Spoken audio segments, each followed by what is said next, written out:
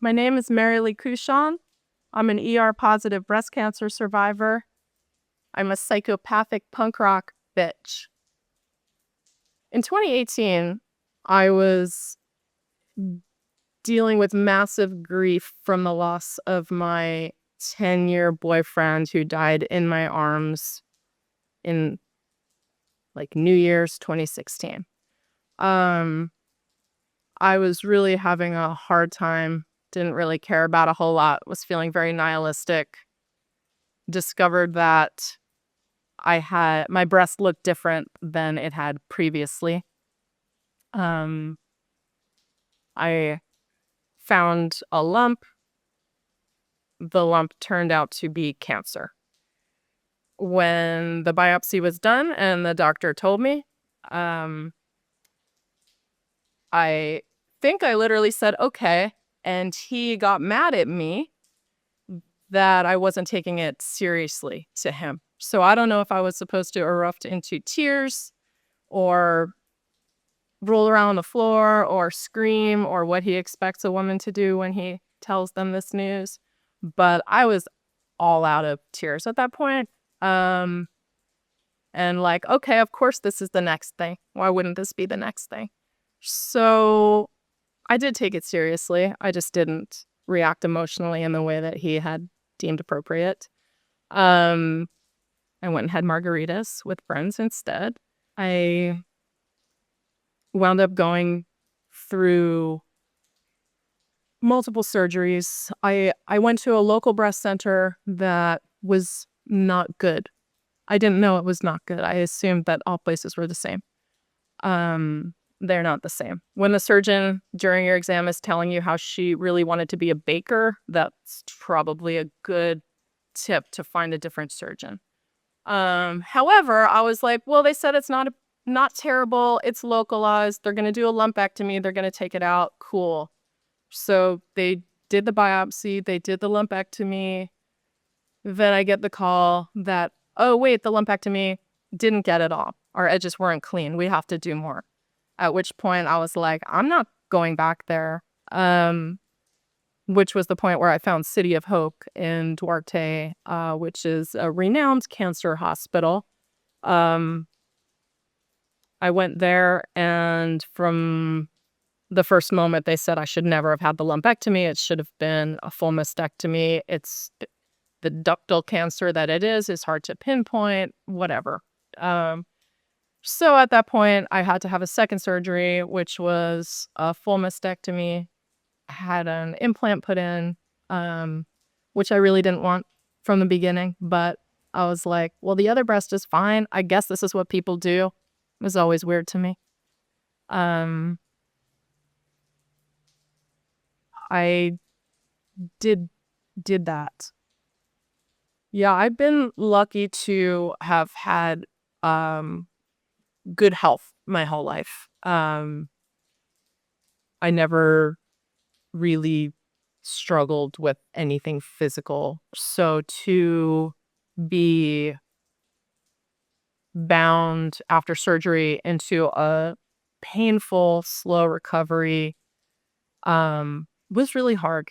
It was hard seeing my stitches. It was hard seeing the blood. It was hard I forget how many days or hours it was after one of my surgeries where I had to, peel off the gauze in the shower. And I almost passed out. My mom was there to catch me and help me. I mean, I even had a shower chair, all the things they tell you to do, because it's hard for anybody. Very grateful that I had people willing to help me through that and do that for me. But it's very hard for me to let other people take care of me. So that was difficult. And I promised myself in my head as I was going through it, once you get through this and get better and get strong again, you're never going to take your health for granted. And I haven't. I've been trying to actually be better. I've been eating better. I've been walking more. I've been, trying to do better things for myself for the long run as I get older too. So my mother passed away a couple years ago now. But while I was going through my cancer diagnosis, surgeries, recoveries, she was there. She was by my side all the time. And she lived across the country. So I was in California and she was in Florida. And she would fly out and stay with me for weeks at a time whenever she needed to take care of the dogs that I have, take care of my house, make sure I was taken care of. She's my mom. She liked doing that. Wasn't always the easiest. Letting your mom take care of you. We were both strong-headed, but my sister came out for one of my surgeries to help me through it. I have tons of great women in my community here, really great friends who would bring me food or bring me treats or just come sit with me, um, invite me out for pancakes at our local diner when I was up to it, drive me to appointments when I needed them, and really just be supportive. So I would say that I am honored to have a wonderful collection of delightful, strong, willing women friends who have been there every step of the way uh, through all of my breast cancer woes. So I love my friends, I love my family, and grateful always for them. Cancer journey has been humbling, coming from someone who really has not had to deal with illness of this sort or something on this level. Prior to this, I think my only surgery besides like stitches when I was a kid was having my wisdom teeth taken out. So it's kind of a jump. It's not like I have a lot of experience with, I didn't even have health insurance when I was diagnosed. It's really been strengthening because I did get through it and it was hard. And there were times when I just wanted to throw my hands up in the air and just be like, this is too much. I don't want to do this anymore. I don't want another scan. I don't want another test. I don't want to drive a 5-hour round trip to the hospital again. I don't want another IV. I don't want another blood test. And then you get there and you're in the little waiting room with all these other women who are in different levels of struggle. And, some of them, it's their first time. Some of them are crying and hoping they'll get the news that they're going to be able to make it to their kid's next birthday. And that is, I have chills just saying it. It's incredibly humbling to be around that. And it really makes me feel grateful that, I don't know. I don't want to say that mine wasn't as bad because that's fucked up. But it just, it's it just makes you look at like the big picture of what people are going through in their day-to-day lives, whether they're dealing with breast cancer or other illness or grief or struggle or all the things. There's so many people struggling, and I think it just kind of creates a different lens through which I can view the world and maybe give people a little more grace because I sure needed it. And I thought I could handle anything. And it was hard. And I'm lucky to be alive and have caught that when I did and to have the doctors take care of it the way they did. As the cramps say, stay sick. Like you need to have the best time you can possibly have. Otherwise, why even be alive? Survival is the slowest form of suicide. You need to thrive. We need to thrive. Like we need to really focus on the things that bring us joy and have meaning. whether that is creative pursuits or being with friends or traveling. Our time here is limited, whether or not we have breast cancer, whether or not we're sick, whatever.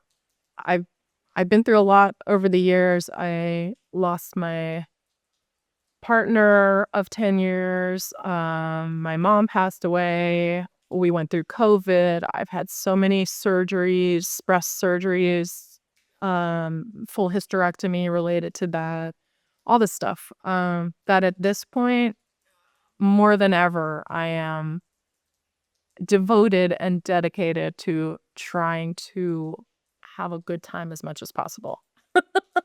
So, I feel a little renewed in how important that is, and to not lose sight of the fact that why are we trying to survive this if not to find joy and to be happy. And it's not always easy, and some days are harder than others, and I can't always pull it off, but that is the bottom line.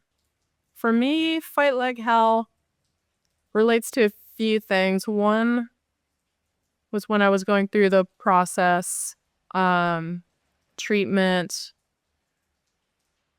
just getting it done, just doing it, just showing up, not missing appointments, having all the things done to my body that I wish they didn't have to do. So fighting in the sense of showing up and letting the doctors do what they need to do to make me better. That's important.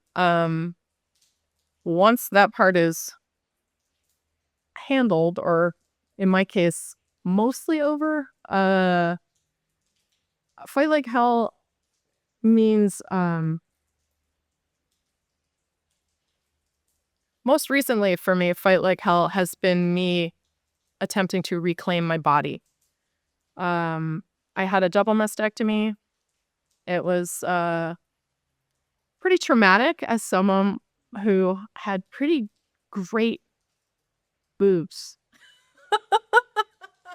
I was a little more than a little bummed about it to start with, but just losing them entirely, no breasts, no nipples, nothing, just scars and lumps and weird stuff has been that's been hard for me. And for me, fighting to be able to see myself as beautiful again and see myself as complete and worthy in a physical sense, of affection, attention, my own head about this, fighting to not give into patriarchal values of what we're supposed to look like, fighting to have my body be my own, and be really happy with it, which has been not always the case. I recently got a giant tattoo. Probably the most empowering thing maybe that I've ever done in my life. Certainly that I've ever done since the surgery, and since my double mastectomy. I don't know if it's appropriate. I'll show it to you. Do you want to see it? So as I do, we can always edit it out. Yeah. That's pretty fucking cool. So I got my Frankenstein hands. Pretty awesome. Punk rock Frankenstein hands. So it was very lumpy and weird. And now it's just cool as fuck. And I'm really happy about it. And it was a battle for me to really feel comfortable in my skin again after all this, and to not feel like this had changed me in a way I didn't like. So fighting to reclaim my body and how I feel about myself has been a process and not easy. And I feel like this tattoo has been the last step in this process, where now I take a shower, I look in the mirror, and I'm like, I fucking rule. Fight like hell.